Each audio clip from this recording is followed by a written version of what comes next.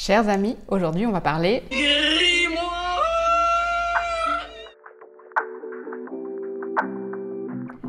Bonjour à tous, j'espère que vous allez bien. Vous l'avez compris, aujourd'hui on va parler magie, on va parler grimoire, Book of Shadow, Book of Magic.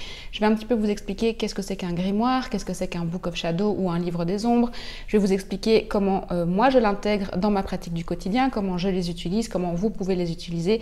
Bref, je vais un petit peu désacraliser tout ça avec vous et je vais répondre à toutes les questions qu'on pourrait se poser autour du grimoire ou du journal magique. Déjà pour commencer, c'est quoi un grimoire? Alors initialement, un grimoire, c'est un journal, un carnet, un cahier, bref, un support dans lequel on va venir noter tous les sorts que l'on jette en magie, toutes les recettes, toutes nos études. C'est en fait un espèce de Larousse magique, c'est un espèce d'encyclopédie magique pour une sorcière, et donc c'est à ça que sert normalement un grimoire.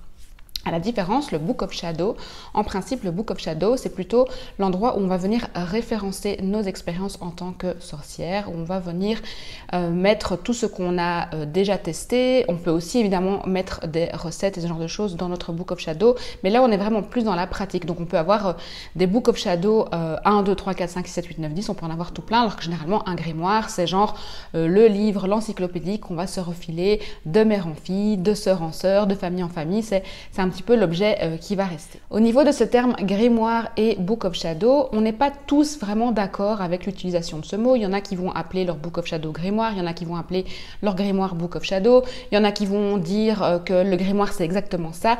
En fait, comme d'habitude, comme tout ce que je vous dis sur cette chaîne ou sur Instagram ou peu importe où je vous le dis ou sur la liste d'emails privés, d'ailleurs abonnez-vous si vous ne l'êtes pas encore abonné, c'est que en fait chacun appelle son livre magique un peu comme il a envie. Il peut l'appeler livre des ombres, livre magique, journal magique, grimoire, Book of Shadow. Bref, vous avez compris, en gros c'est un livre, un cahier, un journal, un carnet dans lequel on va venir pratiquer de la magie. Et là de nouveau au niveau de la magie, eh bien un peu comme je vous l'ai déjà plusieurs fois dit, et même dans ma vidéo, je vais vous remettre le lien ici quelque part, ma vidéo où je vous parle de ma pratique magique. Là de nouveau en termes de magie, c'est un petit peu chacun trouve midi à sa porte et chacun fait un peu comme il veut et chacun va pratiquer d'une manière différente.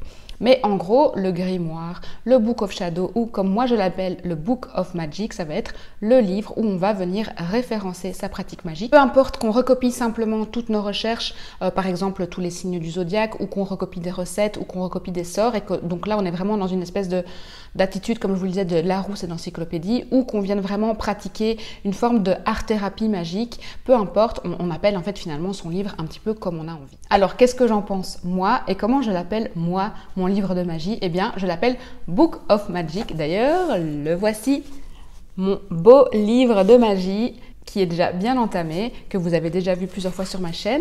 J'ai décidé de l'appeler Book of Magic parce que j'arrivais pas à me mettre d'accord entre le grimoire et le Book of Shadow, que j'ai retrouvé plein d'informations différentes et que tout se contredisait à peu près. Donc j'ai décidé simplement de l'appeler Book of Magic. Pourquoi en anglais? Parce que vous savez, moi c'est mon petit Jean-Claude Van Damme qui est en moi, j'adore utiliser les mots en anglais, je trouve qu'ils sonnent vraiment toujours très bien à l'oreille. Donc mon livre de magie, mais j'ai aussi décidé de l'appeler Steve. Alors la petite histoire de pourquoi est-ce que j'ai appelé mon Book of Magic Steve, ça c'est mon petit côté animiste. Moi j'aime bien donner des prénoms à mes objets. D'ailleurs j'ai un autre livre de magie que j'ai appelé Luna et je vais vous le montrer un peu plus tard dans la vidéo. Mais donc pourquoi Steve? Parce qu'en fait Molly Roberts a fait une excellente vidéo, je pense que je peux aussi vous la lier soit ici au-dessus, soit en barre d'infos. Molly Roberts a fait une excellente vidéo qui s'appelle Grimoire Lookbook et que mettre dans son grimoire.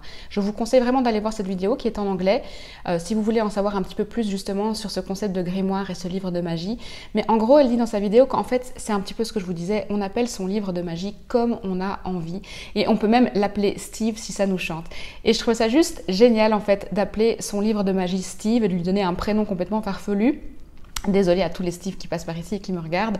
Moi, ça me rappelle surtout de pouvoir m'amuser dans mon livre de magie, dans mon Book of Magic, et surtout me dire, c'est qu'un livre, c'est qu'un outil, c'est qu'un carnet, et je peux faire ce que je veux dedans, je peux être qui je veux, et c'est un petit peu ce que j'aime vous dire ici sur cette chaîne. Et comment est-ce qu'on va choisir en fait notre livre de magie? Comment est-ce qu'on décide que ce livre-là sera plus magique qu'un autre? Alors cela, de nouveau, ça tient à chacun. C'est vraiment vous qui donnez le sacré dans les choses qui vous entourent.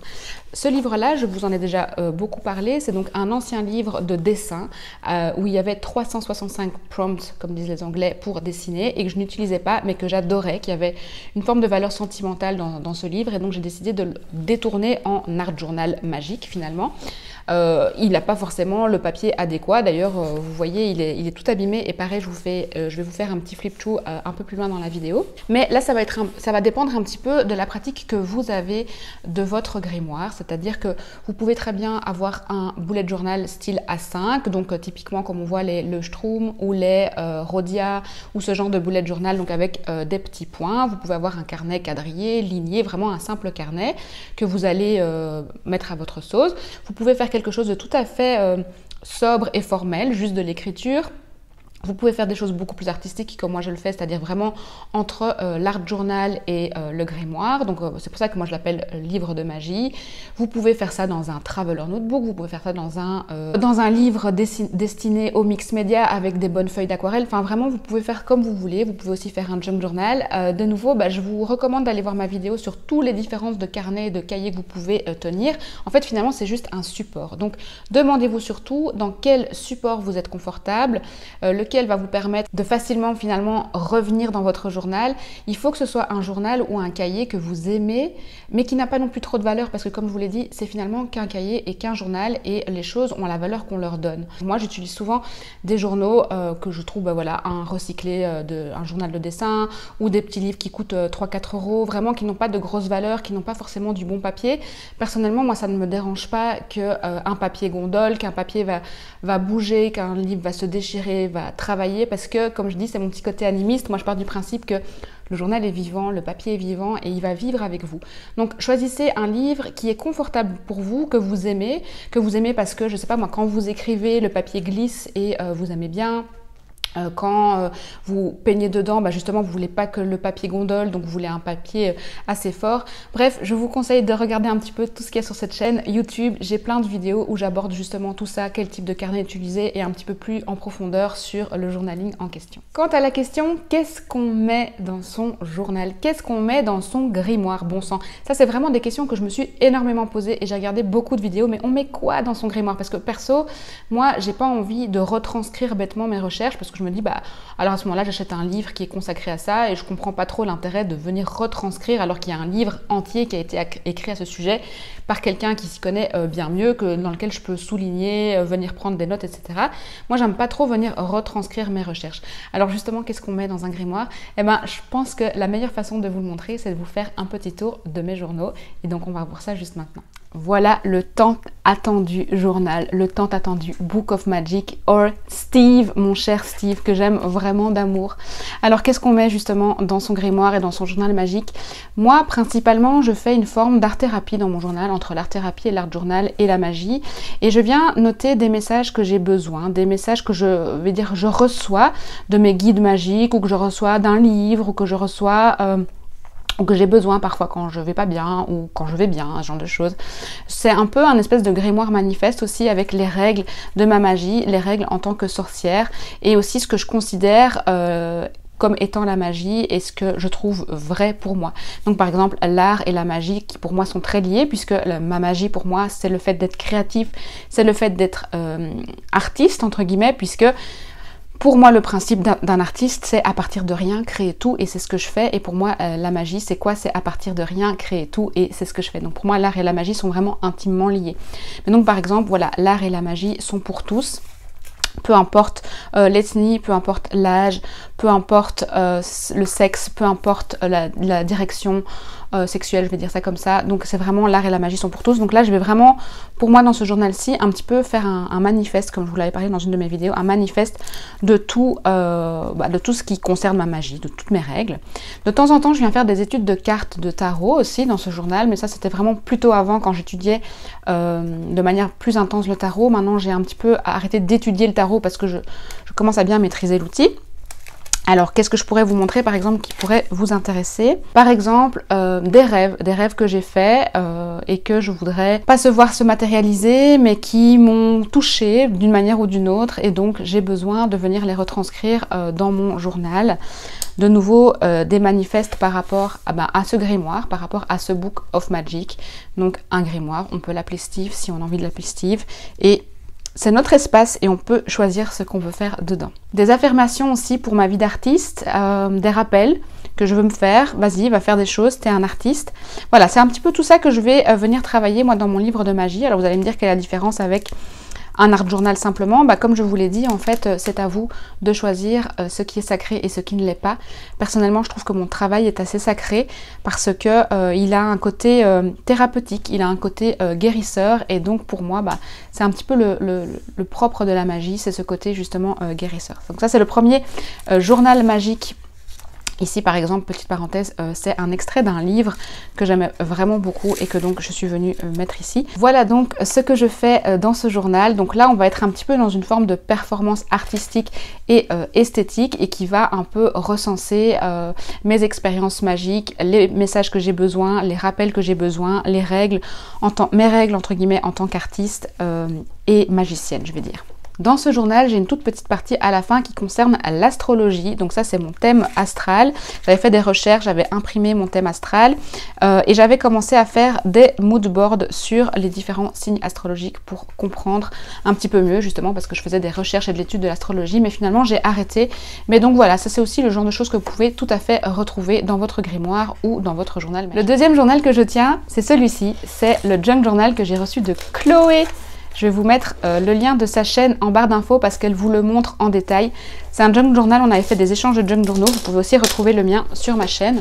Donc celui-ci, c'est un travail que je vais faire sur le long terme parce qu'il est très gros et parce qu'il a vraiment une forte valeur sentimentale pour moi. Et là, on est vraiment pour moi dans le livre sacré, dans le livre magique, dans un livre qui a été créé pour moi avec mes codes, avec les choses que j'aime, avec mes symboles. D'ailleurs, Chloé, si tu m'entends, vraiment encore merci mille fois pour ce magnifique junk journal. Tu as réalisé un de mes petits rêves fous d'avoir un énorme junk journal comme ça.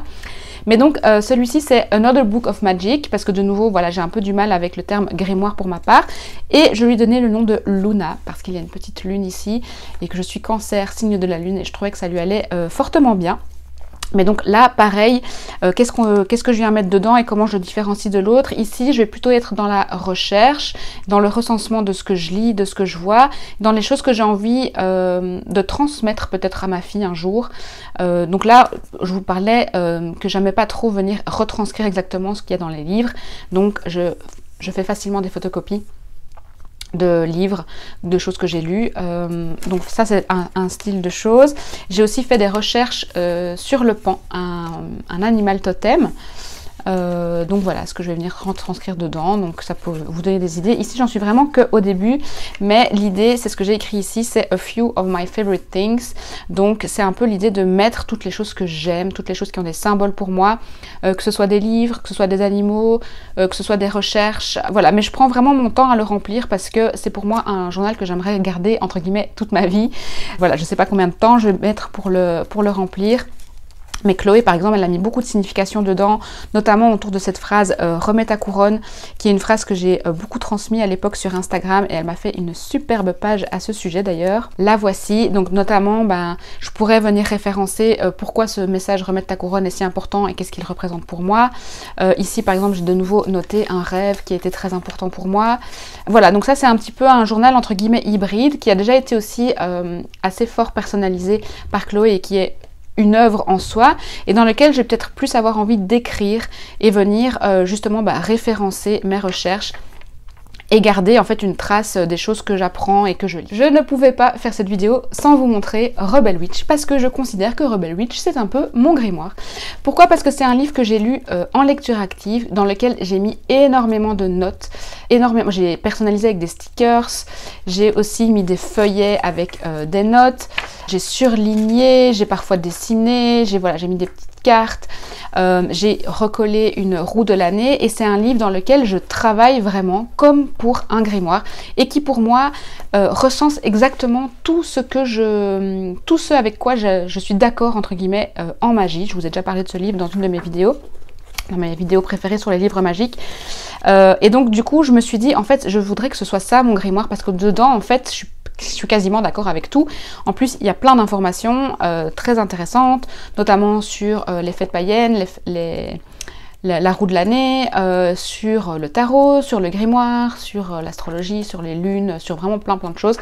Donc c'est un livre dans lequel j'ai encore envie de travailler, que j'ai encore envie de personnaliser, dans lequel je me vois bien encore rajouter des feuillets. Et comme c'est ce que je vous disais, en fait, tout est déjà bien écrit, tout est déjà clair.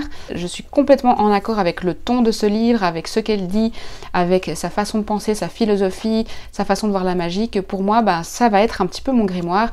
Et mon intention, c'est de continuer à le lire, le relire, le décortiquer et en faire finalement un grimoire plutôt personnel à partir d'un livre. Donc c'est pour vous montrer aussi que un grimoire, ça peut être aussi tout à fait un livre dans lequel vous venez mettre des notes.